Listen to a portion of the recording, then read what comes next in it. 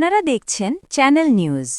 চিলকুট চাকুরিজীবী association গঠনের লক্ষ্যে সাধারণ সভা অনুষ্ঠিত।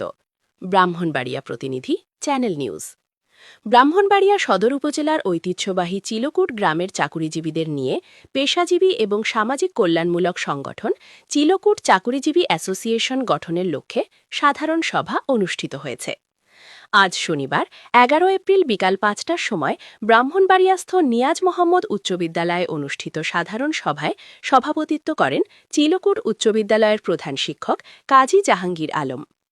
চিলকুট চাকুরিজীবী অ্যাসোসিয়েশনের উদ্যোক্তা জনতা ব্যাংক কসবা শাখার ব্যবস্থাপক মিজানুর রহমান সুমনের সঞ্চালনায় অনুষ্ঠিত অনুষ্ঠানে অন্যান্যের মধ্যে উপস্থিত ছিলেন Asadur Rahman, principal officer, manager, Rupali bank; Mohammad Motasim Billah, senior শিক্ষক, চাঁদপুর তমিজুদ্দিন উচ্চ বিদ্যালয়।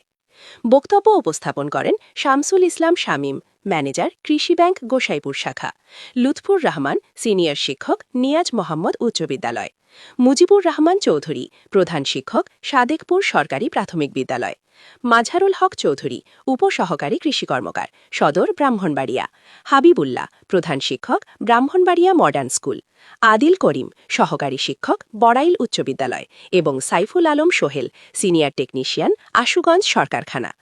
বক্তারা এ সময় সুষ্ঠু সমাজ বিনির্মাণে সংগঠনের গুরুত্ব তুলে ধরেন।